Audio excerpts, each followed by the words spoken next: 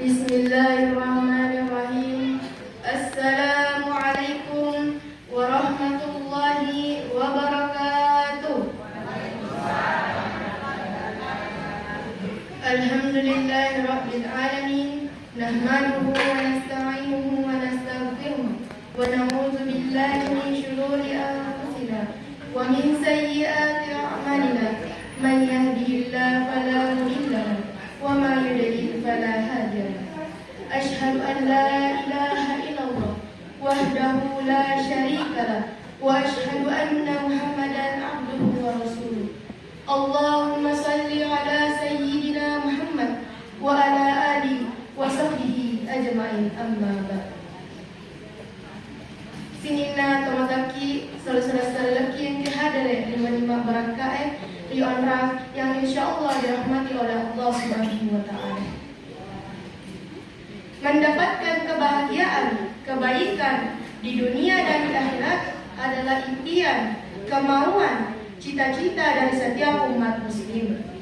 Maka ada pun doa yang sering dilantunkan oleh Rasulullah sallallahu alaihi wasallam, doa yang sering kita baca setelah sholat, doa yang begitu mustajab, doa keselamatan, yaitu doa sang berjalan yang berbunyi Allahumma rabbana atina fid dunya hasanah wa fil akhirati hasanah wa qina adzabannar, yang artinya, ya Allah, berikanlah kebaikan di dunia dan kebaikan di akhirat, serta lindungilah kami dari siksa neraka. Yang menjadi pertanyaan, bagaimana cara kita mendapatkan kebaikan, kebahagiaan di dunia dan di akhirat? Maka salah satu caranya, jalannya, ialah yang pertama bersedekah, yang kedua menjaga kesehatan, dan yang ketiga menjaga hubungan dengan sesama. Yang pertama bersedekah. Sedekah bukan hanya tentang memberi, sedekah bukan hanya tentang nominal, tetapi sedekah adalah bentuk kesadaran, bentuk keimanan, rasa syukur, dan kesadaran bahwasanya di dalam harta kita menyimpan sedikit rezeki untuk orang lain. Rasulullah sallallahu alaihi wasallam pun mengatakan bahwasanya sedekah dapat menutup pintu-pintu keburukan. Dan dilihat juga dari manfaatnya, sedekah menghapuskan dosa, sedekah mendatangkan keberkahan dan menjauhkan bara bahaya. Jadi, jangan menunggu kaya untuk bersedekah, karena seringkali keberkahan datang setelah kita memberi. Dengan syarat kita harus ikhlas, karena kalau kita tidak ikhlas, maka sia-sialah semua yang kita lakukan. Apalagi yang menjadi niat kita hanya karena ingin dilihat, hanya karena ingin dipuji oleh manusia. Sungguh, itu bukanlah perbuatan baik, melainkan perbuatan riba. Berbuat baik, bersedekah, dan lain-lain sebagainya hanya karena ingin dilihat, hanya karena ingin dipuji oleh manusia. Nauzubillahi min dzalik. Maka niatlah sebanyak-banyaknya dan sebaik-baiknya, bersedekahlah sebanyak-banyaknya dan sebaik-baiknya, dan seikhlas-ikhlasnya, karena kita tidak tahu Allah menerima niat dan sedekah kita yang mana. Jemaah rahimakumullah, yang kedua, menjaga kesehatan. Rasulullah sallallahu alaihi wasallam bersabda yang artinya, dua nikmat yang sering dilalaikan manusia, yaitu kesehatan dan waktu luangnya. Betapa pentingnya kesehatan dalam kehidupan Bapak dan Ibu. Kesehatan adalah salah satu nikmat terbesar yang Allah berikan.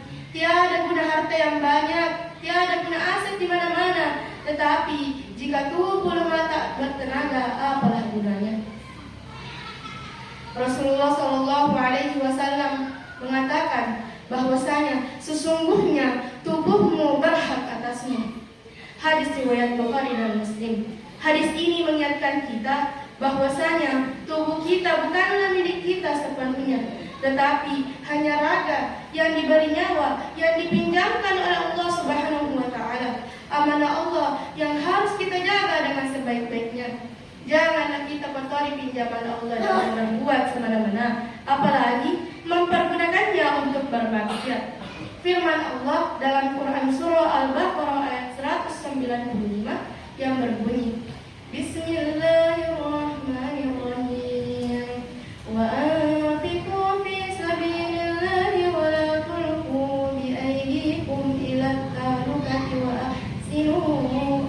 Innallaha yuhibbul muhsinin. Yang artinya, dan infakkanlah hartamu di jalan Allah, dan janganlah kamu menjatuhkan dirimu sendiri ke dalam kebinasaan dengan tanganmu sendiri, dan berbuat baiklah. Sungguh Allah menyukai orang-orang yang berbuat baik.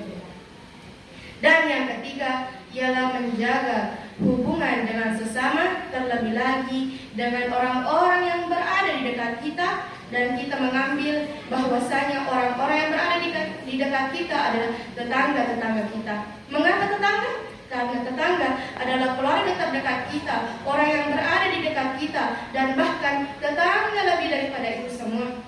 Maka Rasulullah SAW bersabda, yang artinya memperlakukan tetangga dengan baik adalah bagian daripada iman. Maka patutlah kita bertetangga riang gembira, damai, suka duka bersama, bukan malah baku iri, bukan malah baku benci, bukan malah baku sayang, dan bahkan baku berpaling dari tetangganya.